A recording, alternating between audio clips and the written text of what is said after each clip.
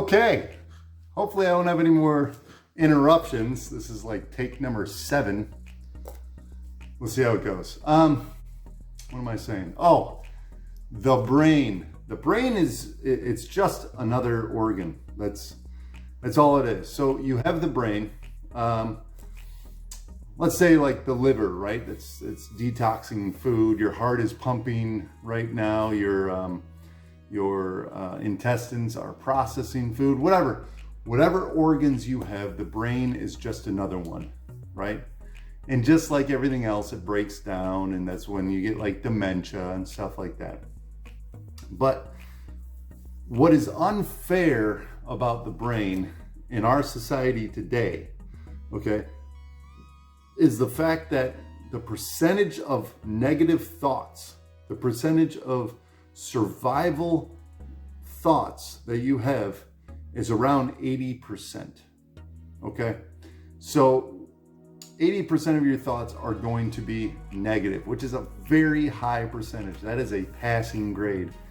And the reason for this, and there's several debates on this, depends on if you're looking at it religiously or if you're looking at it through like the lens of like evolution, whatever it is, there's survival mechanisms, there's sinful nature, there are things of that aspects.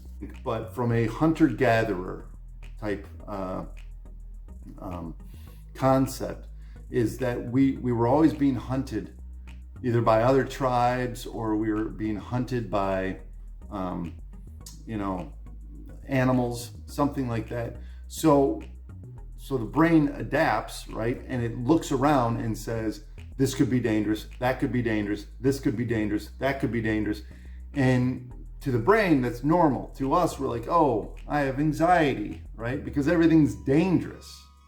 So it functions in a way where it's just spitting out thoughts, because that's what it does. Just like the heart's beating, your brain is thinking. It just thinks. Now, there are several different types of thoughts, but the two that come to mind are the ones that you create and the ones that are just happening to you. So the ones that are just happening to you is what takes place when you are on autopilot. The ones that you are creating is like we're trying to solve a problem, and many times thoughts will just happen to you while you're trying to solve a problem, but for the most part you are deliberately creating thoughts. And then at night you're processing thoughts through dreams, and that's a whole nother, I'll get into that some other time. So the problem is the brain, its function is to survive, not to make you happy.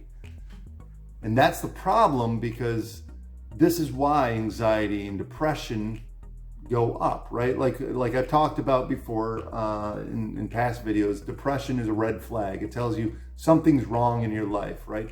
Anxiety is a survival mode, like I'm trying to survive right now. And the issue that we run into is we get into the survival mode, but we don't really have to be surviving, at least not the way that we used to. I actually read an article that talked about how the anxiety that kids are feeling when they're taking a math test is very similar to the anxiety kids would feel when a bear would enter their village and they would have to survive. So that's messed up to think about. But so you have 80% bad thoughts. These are survival mode thoughts. The brain is just thinking because that's part of its function, and it's to help you survive, not to make you happy. Now, this is unfair, right? And what do you do about it? Like, what do you do about that? Because if you're in survival mode and you're having all these bad thoughts and they're just happening to you, I mean, eventually you're going to be like, all right, what do I do? Like, I need somewhere to go. I need some peace. I got to stop having these thoughts. So I'm going to give a few options of what you could do. The first one is super boring, but it's extremely helpful. And that's a form of meditation.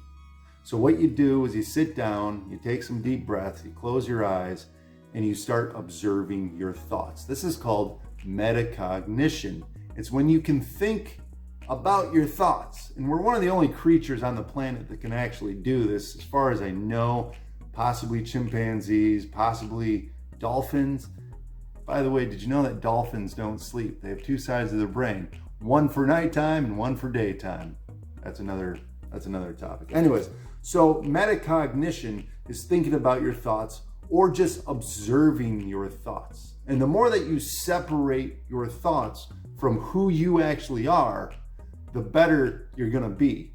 Because what you're going to find is that that these thoughts are just happening to you, but you don't have to identify with these thoughts. You don't have to believe these thoughts. It's been said, it's not that you have bad thoughts, it's that you believe the bad thoughts. And I agree with that. So an analogy I like to use are clouds passing by, right? You see these clouds passing by and you observe them, right? And as a kid, you used to look at the clouds and say, oh, wow, that one looks like a pirate ship. That one looks like an elephant. That one looks like, fill in the blank, whatever it is.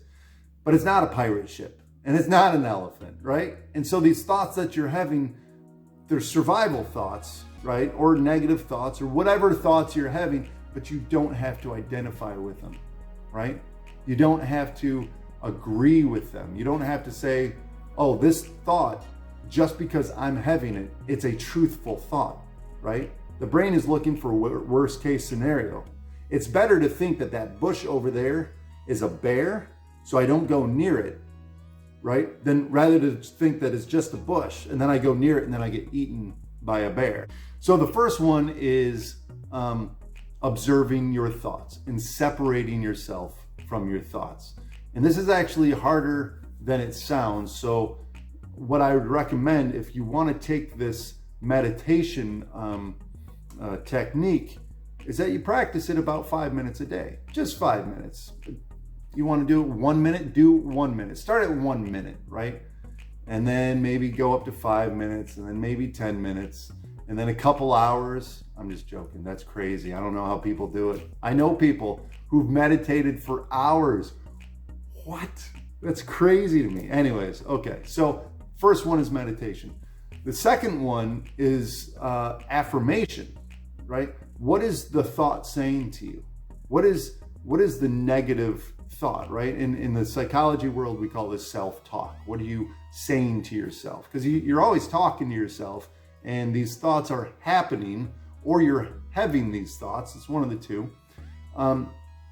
So in the psychology world, what we do is we reframe and we refocus our self-talk, right? So first thing that comes to mind is boundaries, right? Let's say you want to set a boundary with someone, but you're worried that they're going to think you're a jerk. You're worried that it's going to ruin the relationship. You're worried that everyone else is going to view you as mean, right? So to reframe and refocus that, right? The reframe would be, no, this is healthier for everyone. This is healthier for everyone because now I'm not building up resentment and they're not overstepping their bounds and they're learning a lesson. And the refocus is, you start focusing on the healthiness of it, right? So you reframed it in a healthy way and then you start just focusing on that. This is better for us. This is my life, right? You are stepping over my bounds. You are coming into my area and telling me what to do. And so the more that you start affirming this, right? You create, right? Now we're in the creative mode of thoughts. You're creating the thoughts that you want to have. So the question that I ask a lot of my clients is, how do you want to think about the situation? Like, how do you want to approach the situation? They'll be like, well, I guess what I'd like to do is fill in the blank, right?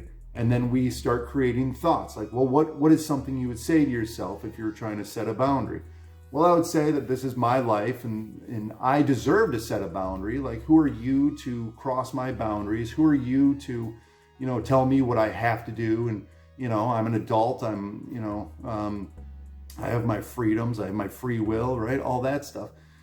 And then it becomes an affirmation because you start saying that. You start saying that daily. You start affirming those things on a daily basis. So this is two techniques that you can use. There are plenty of different other techniques, but these are two very easy ones that you can implement and start creating the thoughts that you want. So what I would recommend, and I recommend this to a lot of my clients, depending on the situation you're in, when you're having negative outcomes, when you're having negative results, you kind of have to look at, you have to observe what is going on. What are your thoughts on the situation as it's happening, right? In one of the past videos, I talked about feelings. Go back to boundaries. Someone steps over your boundary, you're gonna feel it. What are the thoughts that you're having? So the first thing is to observe it, right? Observe the thoughts that you're having. And then you say, well, how do I want to approach this? And then you start implementing those thoughts. And then what happens is, because it's easier said than done, because you're still dealing with the feeling of feeling guilty of having to set a boundary. But as you continue to affirm these, as you continue to purposefully take these thoughts capture these thoughts and change them in the way that you want them to be, your feelings actually start backing that up. And then you're actually changing your feelings, which is pretty incredible when you stop and think about it. But it does take time and it does take effort. So if this is something that you feel that you need help with, please feel free to reach out. In the description below, I have an email address. I have other ways to reach out. If you're looking for one-on-one coaching or any sort of therapeutic counseling, anything like that, feel free to reach out. Leave a comment below on what you think. What is it that you struggle with? Please hit the like button. Get that algorithm for me going. And appreciate it, guys. Until next time.